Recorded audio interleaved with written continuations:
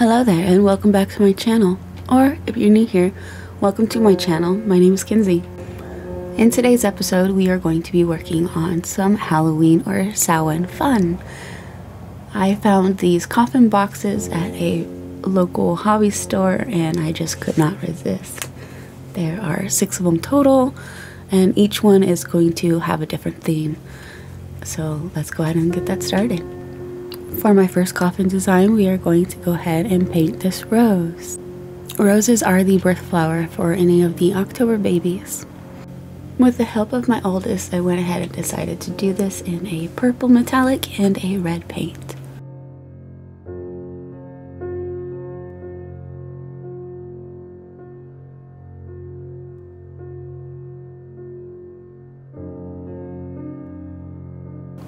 My second coffin, I could not find the footage where I painted it for the time lapse, so I apologize for that. But it is one of my favorite ones, a vampire mouth and bloody fingers. Heading in a different direction, I went ahead and took all of these dried flowers that we got from our Texas trip, and I'm going to inlay these with UV resin. Next, I'm going to try my hand at making a spider. It has been many years, so let's see if I remember what I'm doing. The first step is always to draw down what you are going to paint so that you don't go all over the place. It's a great guideline.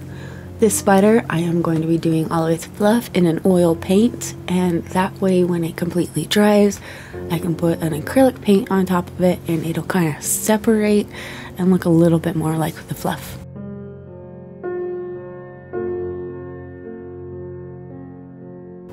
Don't forget that it is absolutely okay to use reference photos, especially if you are trying to go for a more realistic approach. You want to spend about 80 to 90% of your time actually staring at whatever you are creating.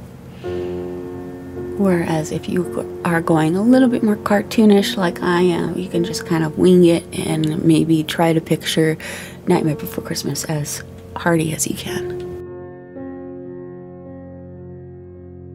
When working on all of the little hairs of the spider, you don't want to make a straight line. You want to kind of dab it or do like a little bit more sporadic.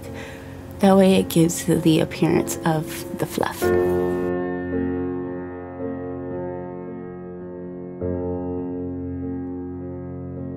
Let's go ahead and cut to the next coffin. I decided that I wanted to make 2 of the coffins with a ghost theme. As we all know, I absolutely love sheet ghosts and I just can't get enough of them, so sorry not sorry, you're probably going to be seeing a lot more of these. To add a little bit of a fun twist, I went ahead and made a foam clay pumpkin that I put right in the middle of it, and I'm not going to give the ghost any hands, you're just going to see the sheet hovering over it. But it really does give the faux appearance that it's actually holding the pumpkin in midair. I am using acrylic paint on this sheet, and you want to keep in mind, start the highlights with the pigment and then clean your brush off a little bit and slowly drag the pigment down to create more of a translucent vibe.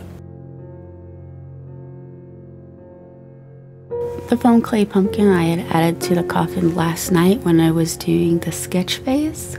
That way it is nice and dry and ready for any kind of pigment to be added on top of it. I didn't actually have any orange paint, so I did have to mix it my own. I used a goldish yellow, a fire engine red, and a little bit of the bronze that was still on the palette. We'll give him some eyes and then he's done with this stage.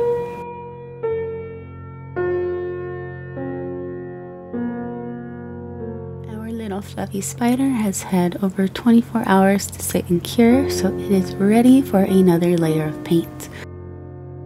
And next to its side we can see our next sheet ghost project. This one is going to be a mushroom ghost.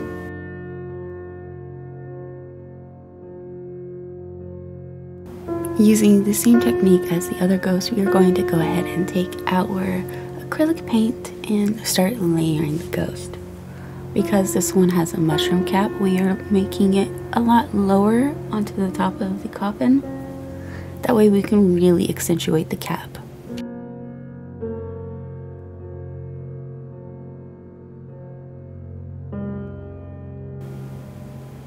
Out of all of the coffins that we have done so far, this one is my absolute favorite, and I just can't get over how cute it turned out. Little Amanita ghosts. These might be my new obsession, and I can't guarantee that you won't see more of these.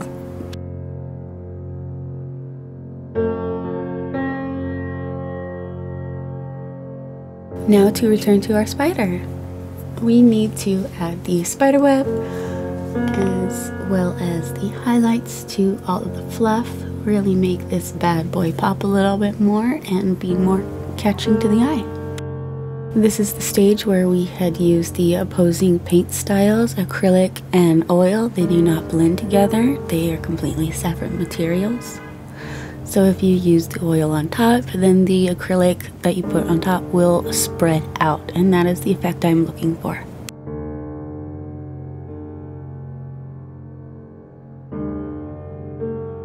Originally, when I had finished the first two, I decided to use a clear varnish, but I did not like how it looked, so I'm going to go back over the background with a more pure black and seal every one of these coffins in UV resin. And now for the time we've all been waiting for, here's the reveal.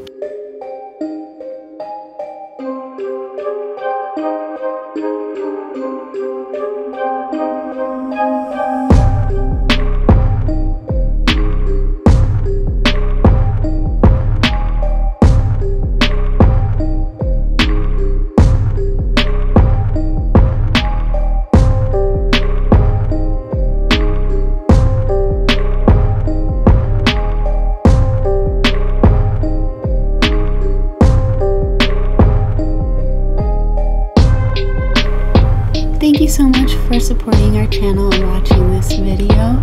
If you would like to see more, we do have a Patreon page of a community full of artists with many fun things planned.